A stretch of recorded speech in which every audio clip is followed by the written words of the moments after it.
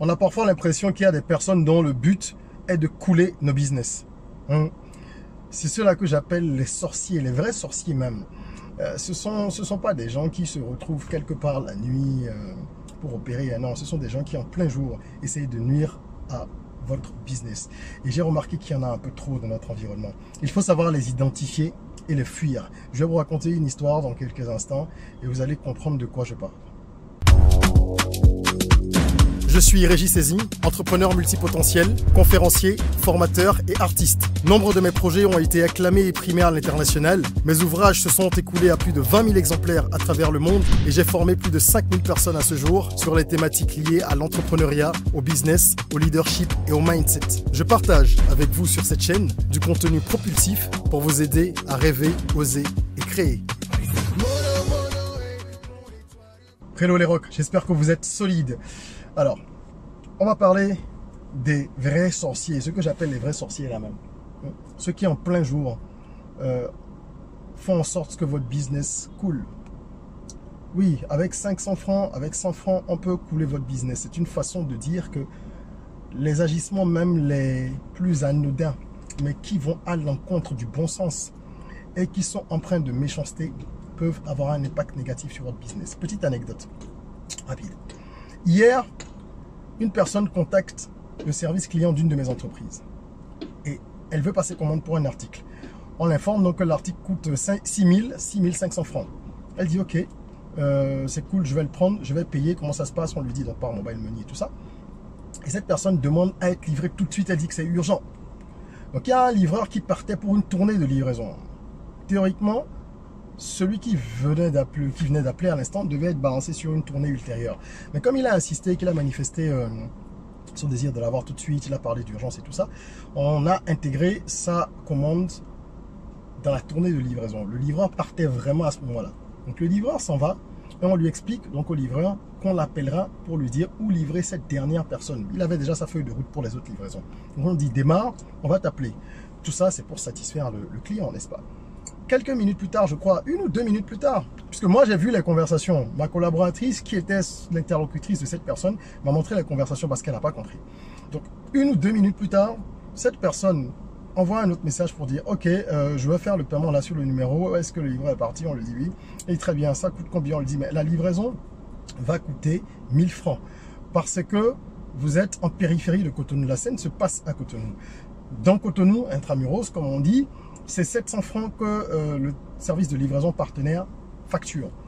En dehors, c'est 1000 francs. Donc, ça vous fait 7500. Et là, le client potentiel de s'offusquer en disant « Ah non, c'est trop cher, tout ça, moi, je vais vous arrondir tout ça à 7000. » La collaboratrice lui dit « Mais vous ne pouvez pas arrondir. Ce sont des tarifs figés. La livraison coûte 1000 francs, l'article coûte 6500. » Et la personne s'enflamme. Elle lui dit, mais dis donc, vous faites la fière, hein? Un peu comme pour la mettre mal à l'aise. Vous faites la fière. Elle dit, mais je ne fais pas la fière, monsieur ou madame, je ne sais même plus. Je vous explique que ça fait 7500 francs, c'est tout.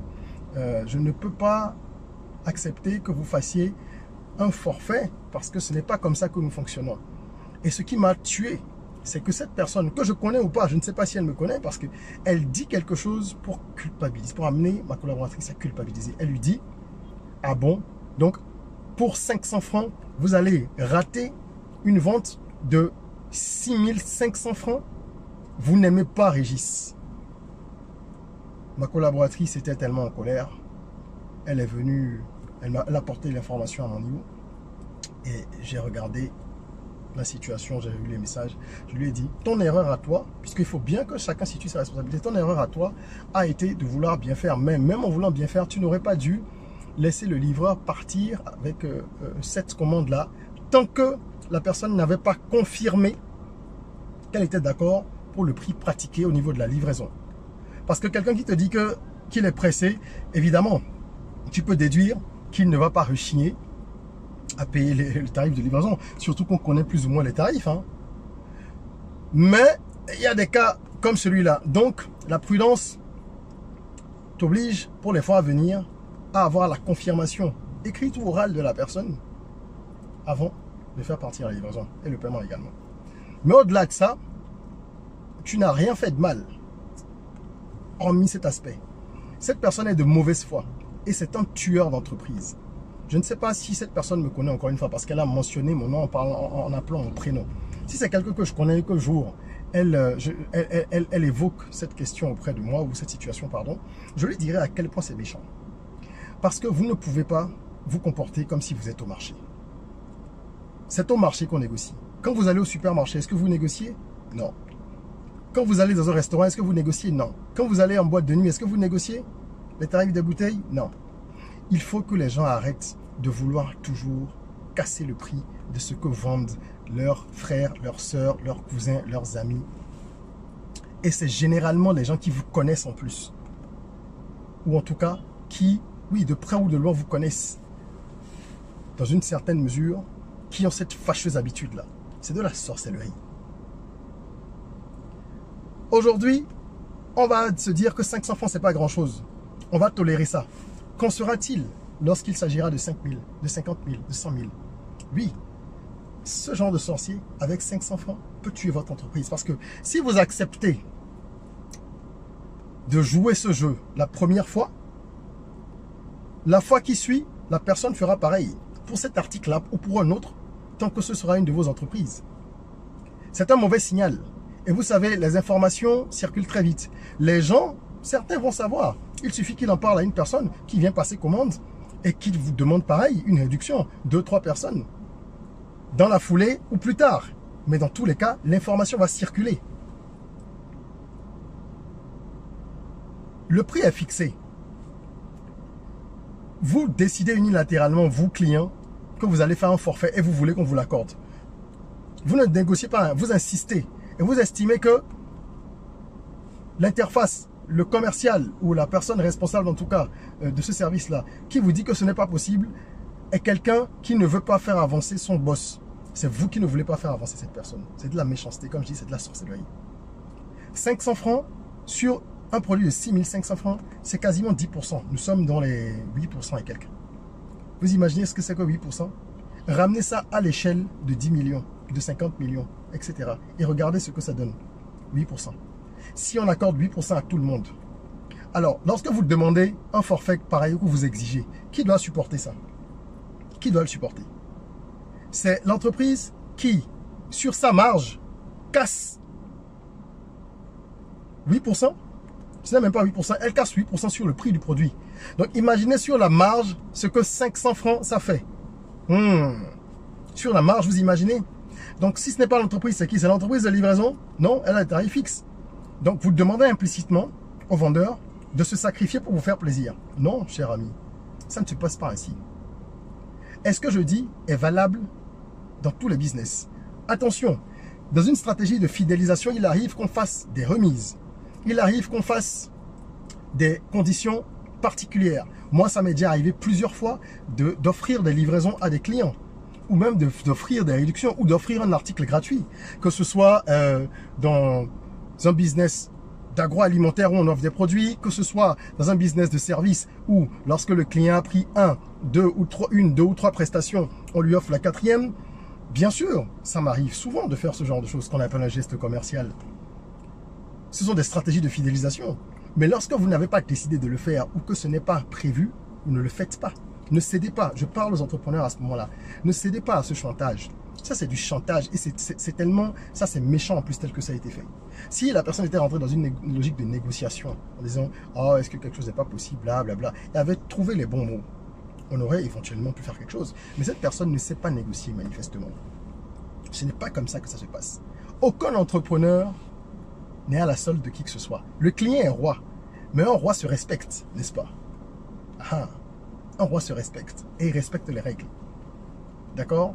Donc faites attention, surtout si vous êtes dans du business de service, c'est plus fréquent. Là, en l'occurrence, il s'agissait d'un article, d'un produit, mais dans le business de service, c'est encore plus fréquent. Vous allez entendre des gens dire « Ah, mais c'est pour me faire un logo que tu me demandes telle somme, ou alors, qu'est-ce qu'il y a? Tu vas faire une modification sur une charte graphique, tu vas ouvrir seulement le fichier et rajouter une virgule. » Les gens ont tendance à banaliser, surtout dans le service, le travail intellectuel. En Afrique, c'est courant. C'est à vous de vous faire respecter, d'avoir des prix et de vous y tenir. Parce que vous ne devez pas agir comme si vous aviez faim. Quand bien même on a faim, on se respecte. Quand on a faim, est-ce qu'on mange du sable? Non. Donc, vous devez vous tenir à vos principes et vous faire respecter. Votre positionnement dépend de tout cela. Si à chaque fois, vous êtes super flexible, c'est vous qui acceptez tout, qui laissez vos prix être martyrisés dans tous les sens, qui va vous respecter? Personne. Vous avez un positionnement à tenir. Alors tenez-le. Quand il y a des réductions prévues, des remises, des déstockages, des ceci, des cela, ok. Quand ce n'est pas le cas, au cas par cas, on peut aussi accorder un certain nombre de choses à certains clients. Mais ne vous laissez pas mener. De la négociation, ça ne se fait pas. Cette personne ne négociait pas. Elle voulait arracher quelque chose. Et ça ne marche pas. C'est ce que je voulais partager avec vous aujourd'hui. Cette petite anecdote-là, qui est malheureusement, qui n'est pas si anecdotique que ça, quoi. C'est des cas courants qu'on retrouve chez nous. Et encore une fois, c'est généralement les gens proches. Fais-moi ci, fais-moi une réduction. Je vais te payer dans 3 mois. S'il te plaît, fais ceci. Non, réduit, banana. Vos produits ne sont pas dans un marché. Vous avez une grille tarifaire. Il faut vous y tenir. Maintenant, lorsque quelqu'un vient, par exemple, acheter ce même produit chez moi et qu'il en achète 10, parfois je lui offre la livraison, parfois même pour moi. Parce que c'est un client régulier. Donc, sur la base de la régularité, on lui fait à un moment des faveurs commerciales. Ou sur la base, même si ce n'est pas régulier, d'un achat groupé, quelque chose qui est, comment on dit, un achat en gros, quelque chose d'important, ou à une circonstance particulière, c'est l'anniversaire d'un client, où il veut offrir pour un anniversaire. On fait tellement de faveurs. C'est ça le bon commerçant. Il sait à quel moment faire des faveurs à X ou Y. Mais ça ne doit pas être parce que les gens l'exigent. C'est à vous de savoir comment vous devez gérer les choses. Voilà. Situation malheureusement trop fréquente. On continuera à dénoncer les mauvaises attitudes et à encourager les bonnes. Parce que c'est comme ça qu'on tire la communauté vers le haut. Notre communauté est rock. C'est la communauté des gens qui rêvent, qui osent et qui créent. Et ça demande d'avoir un certain état d'esprit en termes de mindset, de valeur. Ok? Je vous invite à vous abonner. Si ce n'est pas encore le cas à cette chaîne, activez la cloche de notification. Je partage souvent du contenu, quasiment tous les jours, propulsif, pour que nous puissions être les meilleures versions de nous-mêmes et nous tirer vers le haut sur le plan personnel et professionnel. C'est ça le but de cette communauté, le but de cette chaîne. Je vais partager avec vous dans la description des liens qui vous permettent de commander le livre Apprendre à entreprendre, qui vous permettent également de réserver 1 heure de consulting si vous le souhaitez avec moi, si vous avez un projet à lancer ou si vous êtes sur une problématique, que ce soit business, entrepreneuriat, leadership, mindset. Je laisserai également un lien pour acquérir l'album Soyons Rock, qui est un album de développement personnel. C'est de la musique de développement personnel. Donc de la musique urbaine avec des thématiques de développement personnel. Voilà. Donc je vous laisse tous les liens. Je crois que la luminosité n'était pas très bonne aujourd'hui, mais je voulais faire cette vidéo là. Donc entre 2 rendez-vous, je me suis dit que c'était important de partager avec vous cette histoire et la leçon qu'il faut en tirer. C'est que dans notre environnement, il y a beaucoup trop de gens qui ont tendance à considérer ce qu'on fait comme quelque chose qui n'a pas la valeur intrinsèque que nous lui donnons. Donc c'est à nous de refuser ce type de personnes et de donner de la valeur à ce que nous faisons à travers notre façon de nous comporter et de réagir à ces assauts. La sorcellerie ne va pas nous atteindre. La sorcellerie, c'est dans les comportements déjà. Donc refusez ça. Ok? Refusez ça, refusez-le et apprenons à bâtir notre communauté. Moi, je n'aime pas la terminologie qui consiste à dire soutenons nos entrepreneurs, aidons-nous. Non, ce n'est pas de l'aide. Tu vends un produit ou un service qui intéresse quelqu'un, cette personne l'achète à sa juste valeur, point. Si elle ne veut pas, elle va acheter autre chose. Sur ce, je vais vous souhaiter une superbe suite de journée. Et n'oubliez pas, en attendant qu'on se retrouve, rêvons, osons, créons, soyons rock.